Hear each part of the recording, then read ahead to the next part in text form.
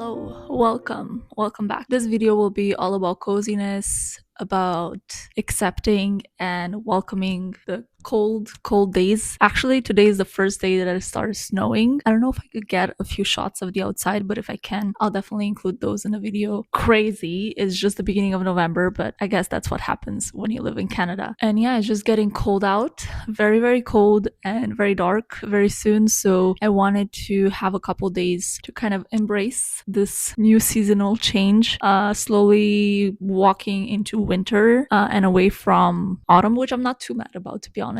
And I also want to obviously have a good balance with the PhD work that I have to do. I have finally finished with most of in-person type things that I need to get done. I think the majority of the semester will be online from now on. I think I have to go in once or twice, but it's really not that bad. And so I really want to embrace both this change in terms of the season, because it's getting colder and cozier in the inside with my fireplace on all the time, but also the change in, my workflow from being extremely busy in person all the time to now starting to navigate a more not chill. I still have a lot of work, but it's going to be more flexible type of work. It's going to be work that is done more on the inside. So I want to, get into a very good routine with getting my work done, but also prioritizing my routines, my skincare routines, and obviously reading.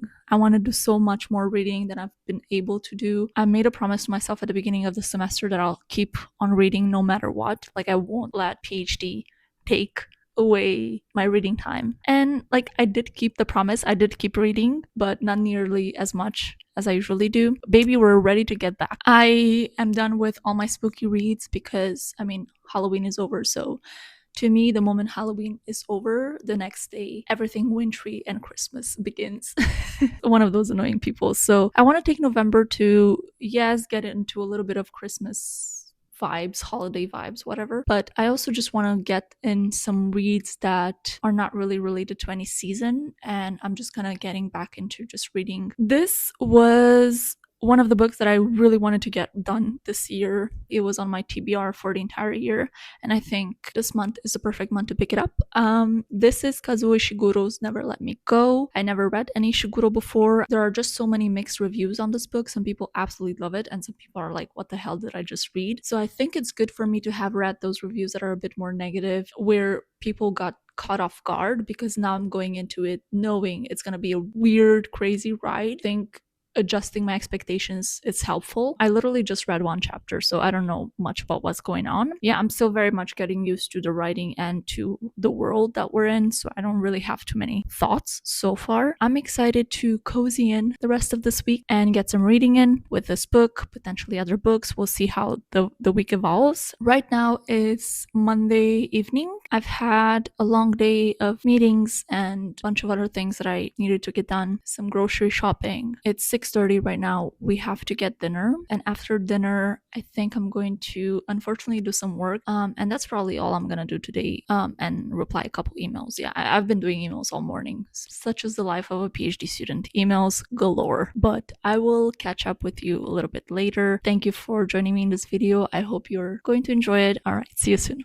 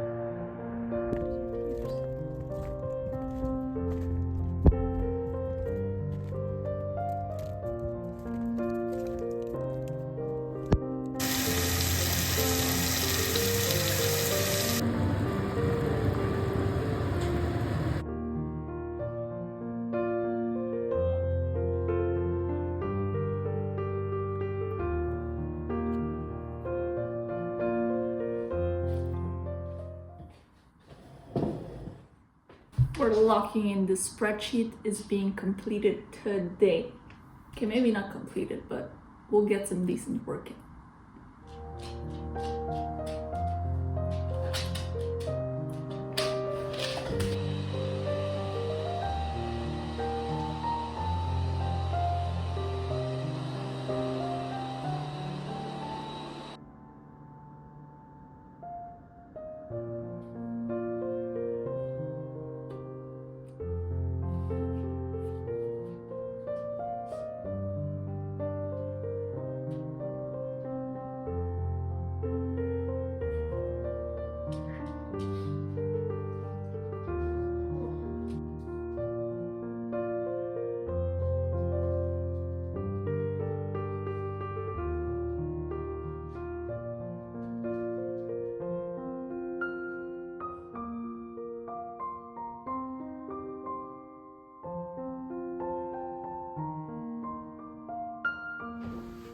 Hello, it's nearly the end of the week. Haven't talked to you in a while. Basically, this week has been just working. I've been working every single day and drinking lots of tea and coffee and going on walks outside.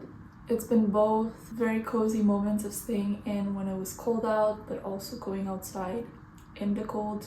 So I think it's really kind of rounding up to the perfect way to embrace the cold. I do have to say that the fact that the day is getting shorter, progressively shorter every single time, kind of has a negative impact on me. Like I don't have winter depression or winter blues or whatever people call it. I've never really experienced that. I think I'm good at romanticizing winter and I love winter. But just the fact that the day is shorter when I have so much work to get done and I want to accomplish so many things around the house, it does make me feel as though I'm not as productive, because when I start to see that, you know, the light is going out, but I still have so many more things that I wanted to get done and now the day is kind of coming to an end. Like to me, when, you know, it's no longer light, my brain automatically goes to, okay, it's time to prepare for bed and stuff. And obviously, like, I have to switch my mentality a little bit because there's still hours to go until, you know, dinner time and until I have to go to bed. Yeah, it's been playing a little bit with my way of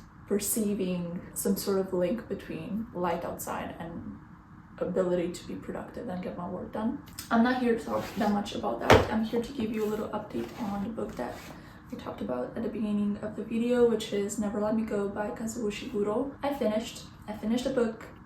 Ooh, that was a ride. I don't even know how to talk about the book because obviously there's quite a few spoilery things in here and I don't want to give anything away. I feel like this book kind of feels like an onion, like you just keep peeling the layers off as you read. Like I wouldn't characterize it as a thriller where you know there's a mystery and then you wait to the end to get to the big reveal or anything, but I just feel like this book is rather a very quiet, unsettling, unpeeling. Every single page you read, something new comes up and controversies or new theories that you can develop about the book and what's happening come up. This was really good. It did put me in a bit of a gloomy mood. It's not a happy book. I think this book is a good book maybe for winter or like very, I don't know, when you're in your sad girl era, because it is very sad. Actually, I cried at the end. I don't typically cry when I read books, and for this weird reason this year I've cried twice. I read a bit earlier The Call of the Wild and I cried at that one. And now I read this and I cried. I didn't cry, okay? It was just like a little tear, okay? I'm gonna try my best to not spoil anything because I think it's the type of book you just kind of have to unravel by yourself. I do think people should go in with the right type of expectation for this book, meaning that this is not a happy book. This is a book that is on the boundaries of weird. It's difficult to kind of put in a box. I would just explain it as literary fiction. But I mean, it does have elements of mystery, of thriller, has elements of romance, has elements of sci-fi, has elements of historical fiction, has a lot of different things in it. It's really a book that kind of reaches boundaries of what a genre is. Essentially, we're following three main characters. We're following Beth, who is the person telling the story. She's a narrator of our story. And then we follow particularly the relationship between her and Ruth, who's another woman, and then also their friend Tommy. we get her telling her story basically of her childhood and her teenage years, and then going all the way into adulthood. So there's 3 parts in this book, and they follow sequentially these 3 seasons of life. And these 3 kids, they are being brought up in a secluded, weird, quite mysterious boarding school somewhere in England. I think it's post Second World War, but I think it's probably like set in the 60s or 70s. I think it was mentioned in the book, but I don't remember the details. But it's set in the 60s, 70s, or 80s. That is different from our historical reality. So things are different.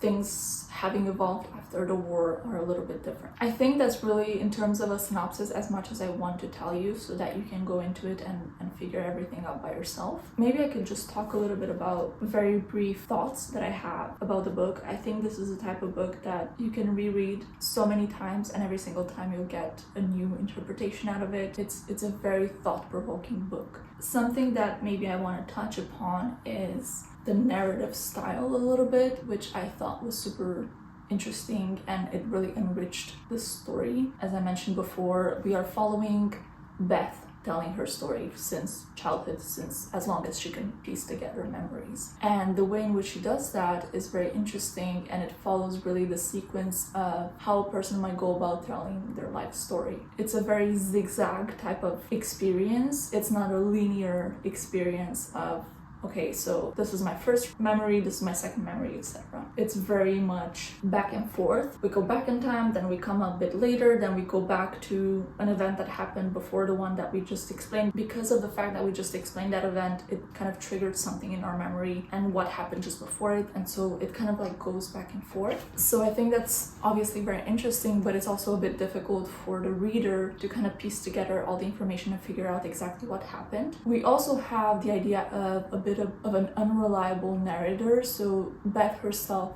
mentions many times that she's not sure about certain things, or she says, I think a lot, I think this happened, I think this is how the situation unfolded. She also directly discusses memory in some passages, which are really, really powerful, I think. A bit more indirectly, I think this also speaks to a sort of, I don't know how to describe it, so I don't have a psychology background, but I think it's something along the lines of how a person who's been through trauma would be able to verbalize certain memories from their past, again in a way that is not linear, in a way that is not always cohesive, doesn't always make sense, it's not always structured, but it's a way that allows them to, you know, unravel some of the difficulties they've been through and make sense really of what happened to them.